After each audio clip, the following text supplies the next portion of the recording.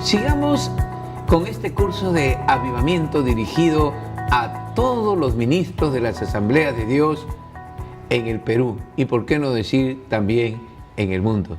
Ahora vamos a hablar sobre la unidad número 2 de nuestro libro de texto Iglesia y Avivamiento del siglo XXI. Vamos a ver el avivamiento en el marco histórico, como nos muestra aquí la unidad número 2. Vamos a ver los antecedentes. Creemos que el avivamiento en la historia es un regreso, por lo menos en el Estado, a la forma y el fondo de la Iglesia, como se presenta de manera explícita en el libro de Hechos de los Apóstoles. Vemos el profeta Habacuc, un hombre que también en sus tiempos pedía por avivamiento. El avivamiento en la historia consiste en querer volver al modelo original. Esto es lo que Dios quiso en el inicio. Esto es lo que debería ser la iglesia. Esto es lo que la Biblia entiende como un cristiano. Y reproduce el mensaje original: arrepiéntanse y vuelvan a Dios. Esto es lo original. Por eso que en los antecedentes que podemos ver, siempre se ha visto que avivamiento es un volver a los inicios, a lo original, a lo que es el arrepentimiento y volverse al Señor. Vemos el periodo apostólico en este marco histórico acerca del avivamiento.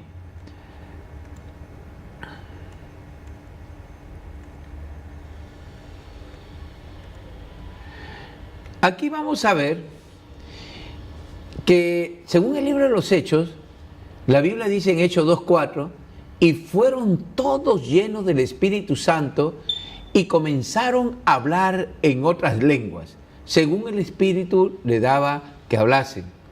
Luego dice, entonces les imponían las manos y recibían el Espíritu Santo. Hechos 8:17. Luego en 1 Corintios 12:1 nos habla, no quiero, hermanos, que ignoréis acerca de los dones espirituales. Luego en Gálatas 5:16 dice, digo pues, andad en el Espíritu y no satisfagáis los deseos de la carne. Gálatas 5:16. Vemos en el periodo apostólico, la iglesia se inició con el bautismo del Espíritu Santo, con la presencia del Espíritu Santo. Podemos ir viendo que la iglesia primitiva siempre estaba dando énfasis a la obra del Espíritu Santo en ellos. Siempre imponían manos y donde ellos estaban había el bautismo del Espíritu Santo, la llenura del Espíritu Santo, la gente hablaba en lenguas, la gente se movía en los dones espirituales, había un accionar fuertísimo del Espíritu Santo. En el libro de los Hechos de la época apostólica era una iglesia avivada, una iglesia entregada a la oración, era una iglesia que vivía en el poder del Espíritu Santo. Así fue el inicio de la iglesia, como Dios quiso y también quiere para su iglesia de hoy. Una iglesia que se mueva bajo la dirección del Espíritu Santo, con el poder del Espíritu Santo y donde los dones fluyan, así como fluyeron en la época apostólica. Dice, no os embriaguéis con vino, lo cual hay disolución, antes bien sed llenos del Espíritu Santo. Nuevamente vemos aquí que en la época apostólica se vivía todo con la presencia del Espíritu Santo. La llenura del Espíritu Santo era imprescindible en la Iglesia apostólica y también para el día de hoy. También hubo el montanismo.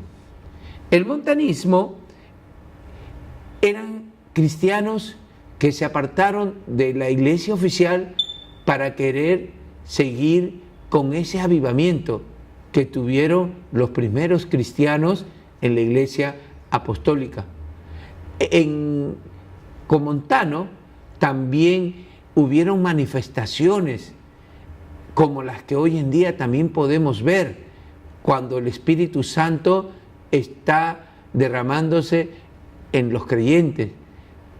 Manifestaciones que muchas veces la iglesia oficial no lo vieron bien. Hoy en día también hay gente dentro de las iglesias que ciertas manifestaciones del Espíritu Santo no les parecen. Pero bueno, seguimos hablando sobre el marco histórico. También vemos que en la Edad Media sucedió que, según Jiménez, dice que toda manifestación exultante de la vida de Dios fue considerada espuria, o de lo contrario trató de no dársele importancia. Bueno, en la Edad Media, como todos conocemos, fue una edad donde la iglesia cayó en una apostasía y algunas manifestaciones del Espíritu Santo que podían aparecer por ahí no lo tomaban a bien, inclusive hasta podían señalarles como personas que estuvieran practicando espiritismo, brujería. Eso pasaba en la Edad Media.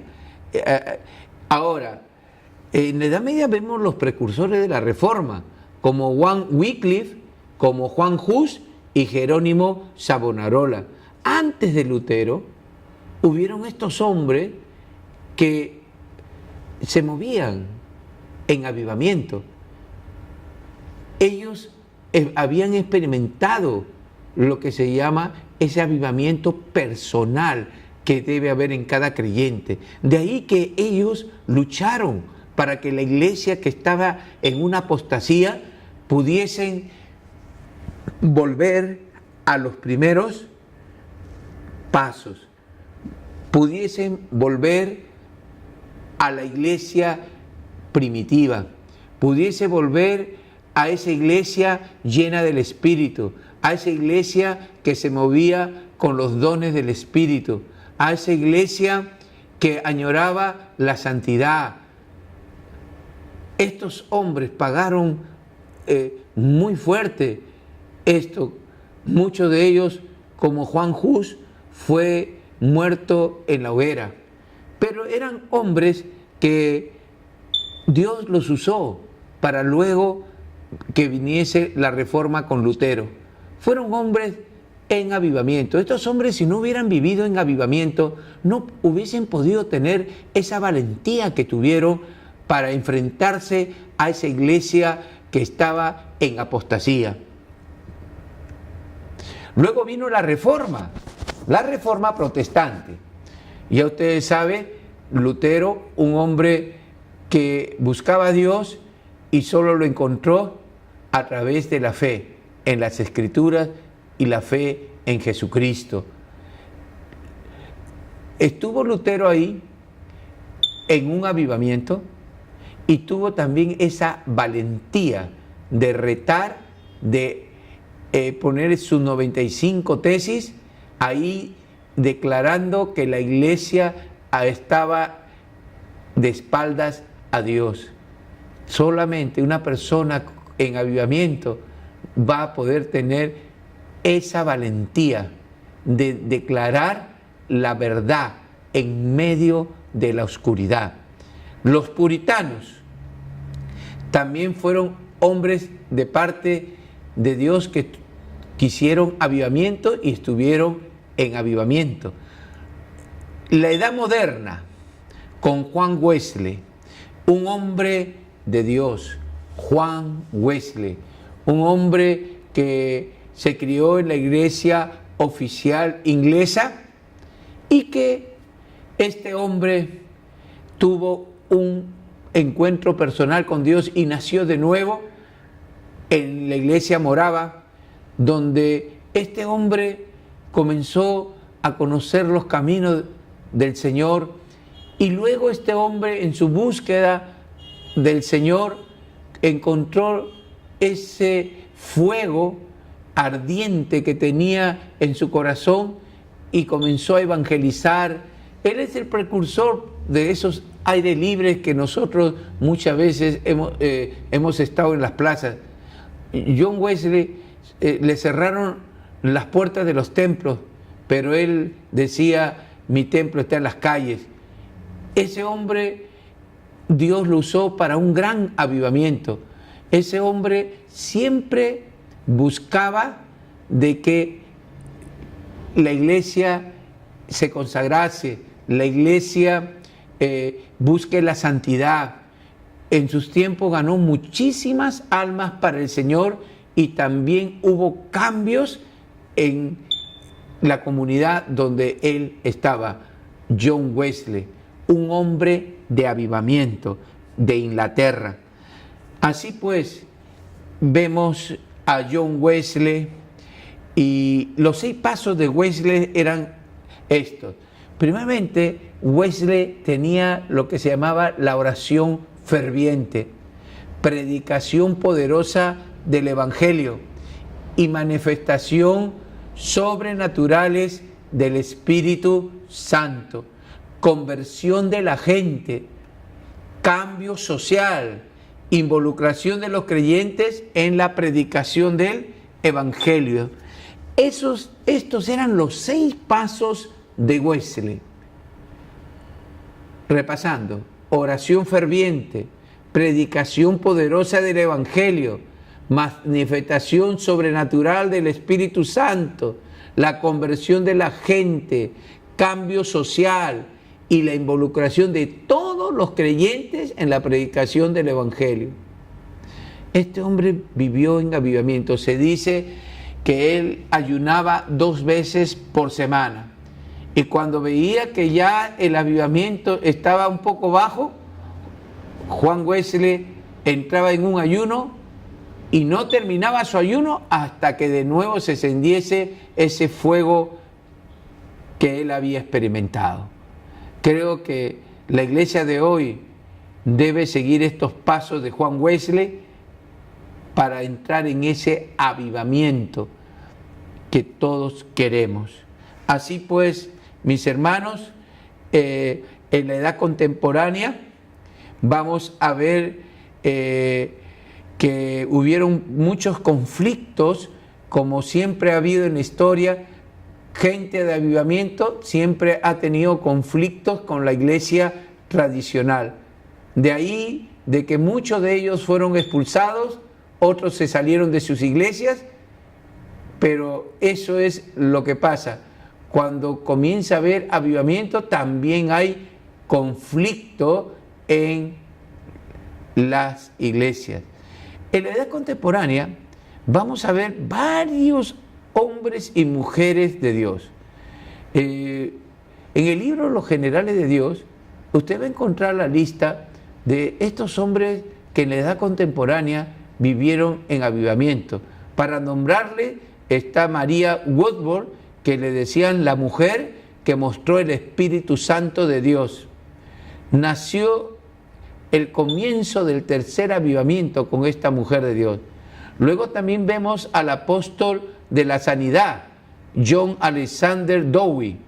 Vemos a Smith Wigglesworth, el apóstol de la fe, a Evan Roberts, líder del avivamiento de Gales, a William Seymour, el catalizador de Pentecostés, a Charles Parham, el padre de Pentecostés, a John Lay, hombre de sanidad, a Semple McPherson, la mujer de la providencia, a Catherine Kuhlman, la mujer que creía en los milagros, a William Branham, un hombre notable con señales y prodigios, a Jack Coe, el hombre de la fe temeraria, a Allen, el hombre de los milagros. Estos hombres eran hombres de avivamiento en la edad contemporánea.